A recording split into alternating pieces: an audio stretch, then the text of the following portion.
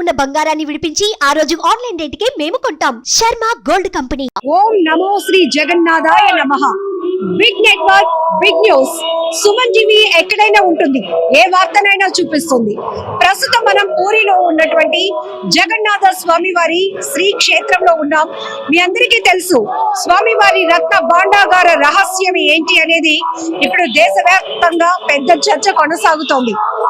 ఇప్పటికే స్వామివారి రథోత్సవాలు కన్నుల పండుగ జరుగుతున్నాయి. జగన్నాథ స్వామివారి నినాదాలతో పూరి హోరెత్తిపోతోంది. ఎటు చూసినా భక్త జన సందోహం కనువిందు చేస్తోంది. ప్రతి ఒక్కరూ కూడా జగన్నాథుని సేవలో తరిస్తున్నారని చెప్పొచ్చు. స్వామివారిని దర్శించుకోవటానికి దేశ విదేశాల నుంచి కూడా భక్తులు పోటెత్తుతున్న దృశ్యాలైతే మనం చూడొచ్చు. ఎంతో అందంగా అలంకరించబడినటువంటి స్వామివారి శ్రీ క్షేత్రాన్ని మీరు చూస్తున్నారు సుమన్ టీవీ స్క్రీన్ పైన. రత్న భాండాగారం ఏంటి దాగున్న అద్భుతం ఇప్పుడు ఇదే పెద్ద చర్చగా కొనసాగుతోంది. జూలై 14 మధ్యాహ్నం 1:28 ముహూర్తం ఖరారు చేసి రత్న భాండాగారం తలుపులు తెరవాలి అనే ప్రయత్నాలు జరిగాయి. ఒడిశా ప్రభుత్వం పటిష్టమైనటువంటి చర్యలు కూడా చేపట్టింది. దీనికి సంబంధించి retired judge justice Vishwanath Rath ఆధ్వర్యంలో ఆయన కమిటీ చైర్మన్ గా 11 మంది సభ్యుల బృందం నిన్న రత్న భాండాగారం తెరిచేందుకైతే సిద్ధమైంది. 1వ తలుపు 2వ తలుపు తెరుచుకున్నాయి, కానీ 3వ తలుపులు తెరుచుకోలేదు. అప్పటికే అధికారుల ఆధ్వర్యంలో ఉన్నటువంటి తాళాలు ఆ తలుపు తెరుచుకోకపోవడంతో వెంటనే ఆ తలుపులను కట్టర్స్ తో కట్ చేసి కొత్త తాళాన్ని అమర్చి మళ్ళీ సమయాభావం లేకపోవడం వల్ల మరొక వైపు స్వామివారి రథోత్సవాలు జరుగుతున్న నేపథ్యంలో ఈ రోజు తిరుగు రథోత్సవం జరుగుతోంది.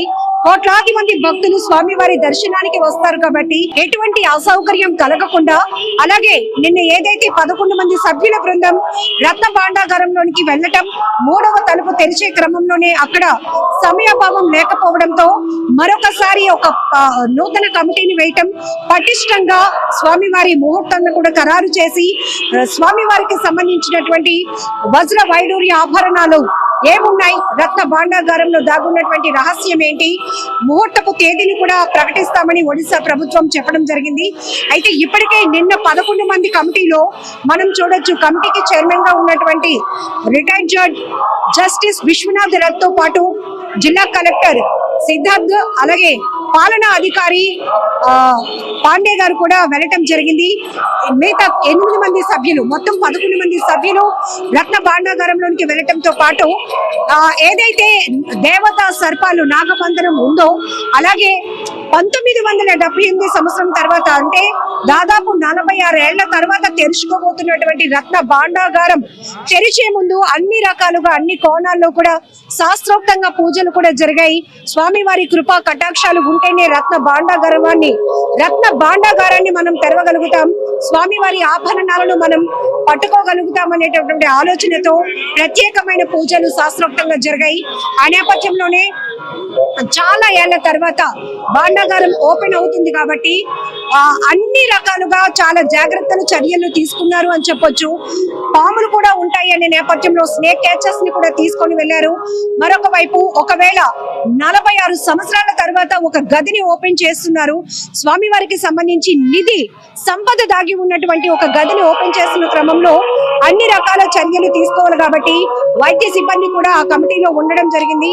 ఇన్ని రకాలుగా మనం చూస్తే నిన్న మధ్యాహ్నం 1:28 రత్న భాండాగారం తలుపులు తెరవగానే గబ్బిలాల గుంపు అనేది ఎదుర్కొంటూ బయటకు రావటం చూసామంటున్నారు. అలాగే పూర్తిగా చెమ్మగిల్లు ఉంది, చెమ్మ పట్టేసి ఉంది ఆ గదంతా. వర్షపు నీరు కూడా కారినటువంటి ఆనవాళ్లు ఉన్నాయి అని చెప్తూ ఉన్నారు. మరొక వైపు ఆ చెక్క పెట్టెల్లో దాగి ఉన్నటువంటి స్వామివారి సంపద ఎన్ని కేజీల్లో ఉంటుంది, ఎంత వేల కోట్ల ఖరీదు చేసేటటువంటి సంపద, దీనంతటి కూడా లెక్కలు తేలాల్సిన అవసరం ఉంది. 2018లో కూడా రత్న భాండాగారాన్ని తెరిచే ప్రయత్నం చేసినా కీ ఓపెన్ కాకపోవడంతో, ఆ కీ దానికి మ్యాచ్ కాకపోవడంతో దీనిపైన అనేకమైన విమర్శలు వచ్చాయి. అప్పట్లో రాజుల కాలంలో స్వామివారి జగన్నాథ స్వామివారి యొక్క మహిమ తెలుసుకొని స్వామివారికి కోట్లాదిగా ఇచ్చినటువంటి ఆభరణాల సంపద దాగి ఉన్నటువంటి రత్న భాండాగారంలో ఏం దాగున్నాయి, అప్పటికి ఇప్పటికీ స్వామివారికి ఉన్నటువంటి ఆభరణాల విషయంలో ఏమైనా అవకతవకలు జరిగాయా? ఇలా రకరకాల విశ్లేషణలు కొనసాగిన నేపథ్యంలోనే మళ్ళీ అధికారంలోనికి వస్తే స్వామివారి నిధి తెలుపుతాము, రత్న భాండాగారం తలుపులు తెరిచే ప్రయత్నం చేస్తామని చెప్పి ప్రభుత్వం అయితే హామీ ఇచ్చింది. ఆ నేపథ్యంలోనే రత్న భాండాగారం తలుపులు తెరుచుకున్నాయి, కానీ మూడో తలుపులు తెరిచే క్రమంలోనే సమయభావం లేకపోవడంతో మళ్ళీ ఇది పోస్ట్ పోన్ అయిందని చెప్పొచ్చు. మీ అందరికీ తెలుసు, రత్న భాండాగారానికి సంబంధించి 1-2 గదుల్లో ఎప్పుడు స్వామివారికి నిత్యం అలంకరించేటటువంటి ఆభరణాలు ఉంటాయి. కానీ ఇప్పటికీ ఎవరు చూడలేనటువంటి నిధి సంపద మనందరికీ తెలుసు. కొచ్చిలోని అనంత పద్మనాభ స్వామి వారి నిధి రహస్యంపై ఏ స్థాయిలో చర్చ కొనసాగిందో, అలాగే పూరి శ్రీ క్షేత్రానికి సంబంధించి జగన్నాథ స్వామి వారి రత్న భాండాగారంలో దాగి ఉన్న మహా అద్భుతం కోసం కూడా అనేకమైన చర్చలు కొనసాగాయి. ఈ నేపథ్యంలోనే చాలా మంది భక్తులు స్వామి వారిని దర్శనానికి వస్తున్నారు రథోత్సవాల్లో పాల్గొనేందుకు. అలాగే ఇంకొక వైపు రత్న భాండాగారం తెరిచే సమయం కూడా, ఈ సమయంలో మేము స్వామి వారిని దర్శించుకోవటం ఒక అదృష్టంగా కూడా భావిస్తున్నాం అంటున్నారు. నమస్తే, మీ పేరండి? నా పేరు శ్రీకాంత్ రెడ్డి. మేము వైజాగ్ నుంచి వచ్చాం. జై జగన్నాథ్. ముందుగా అందరికి జగన్నాథ్ రథయాత్ర శుభాకాంక్షలు. అందరూ దర్శనం చేసుకున్నాం. నిన్న గుండీచాలో చేసుకున్నాం. సంవత్సరానికెల్లా 7 రోజులు మాత్రమే గుండీచా మందిరంలో స్వామివారు కదిలి వచ్చి బలదేవ్, సుభద్ర, జగన్నాథుడు అక్కడ దర్శనమిస్తారు. ఇది ఎంతో అరుదైన జన్మస్థలం.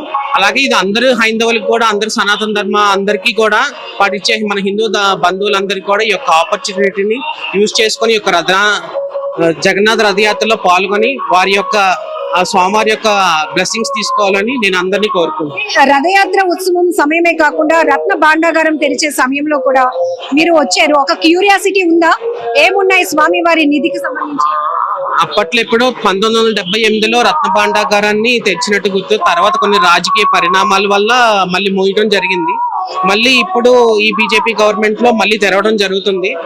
మరి అక్కడ ఏముందో అది కొంచెం క్యూరియాసిటీగానే ఉంది. అది తెరిచిన తర్వాత కానీ ఏ విషయం తెలియదు. జనరల్లీ సినిమాల్లో చూస్తూ ఉంటాం కదండి, ఇలా రాజుల కాలం నాడు స్వామి వారికి ఇచ్చినటువంటి దేవతామూర్తులకు ఇచ్చినటువంటి సంపద అంతా ఒక చోట నిక్షిప్తమై ఉండటం వల్లే దీనికి ఇంత ప్రాధాన్యత ఉంటుంది. నాగ సర్పాలు, అలాగే నాగబంధనం కూడా ఆ వజ్రాభరణాలకు సంబంధించినటువంటి ప్రొటెక్షన్ చేస్తున్నాయి. అవును, ఈ యొక్క నిధికి ఏంటంటే మన పెద్దలు చెప్తా ఉంటారు, నాగబంధనాలు గాని లేదంటే కొన్ని శక్తులు వాటికి కాపలాగా కాస్తారని చెప్పేసి. అది మనం తిరువనంతపురంలో అనంత పద్మనాభ స్వామి దగ్గర చూస్తాం, మళ్ళీ ఇప్పుడు ఇక్కడ చూస్తున్నాము. మరి స్వామివారి దయ ఆయన ఎలా సంకల్పించారో దాని అనుగుణంగా జరుగుతుంది. ఇన్ని సంవత్సరాలు పట్టడం అనేది మనం ఎలా చూడొచ్చు అంటారు? ఇప్పుడు ప్రతిదీ ఓపెన్ బుక్ అయిపోయింది, డిజిటలైజేషన్ అయిపోయింది. స్వామి వారికి ఉన్నటువంటి సంపద కూడా, అంటే స్వామి వారి విశిష్టత తెలుసుకునే కోట్లాది మంది జనం ప్రతి సంవత్సరం ఏంటి రోజు కూడా వస్తూ ఉంటారు. అలాంటిది ఇంత స్వామి వారికి నిధి ఉందా, ఈ రహస్యం కూడా తెలిస్తే ఆ మహత్యం కోసం ఇంకా తెలుసుకునే ప్రయత్నంలో చాలా మంది రావడానికి. అవును, మీరు అన్నది చాలా నిజమే. కాకపోతే మరి రాజకీయ పరిణామాలు గానీ లేదు అంటే మరి భగవత్ సంకల్పం ఆయన ఏం సంకల్పించారో తెలియదు. అది ఎప్పుడు బయటపడాలో అది స్వామివారు, అది ఆయన ఇష్టం. ఆయన సంకల్పించినప్పుడు అది తప్పనిసరిగా బయటపడుతుంది. అది అందరికీ జరుగుతుంది. Thank you. సుమన్ టీవీలో మీ పర్సనల్ అండ్ బిజినెస్ ప్రమోషన్స్ కోసం కింది నెంబర్కి కాంటాక్ట్ చేయండి.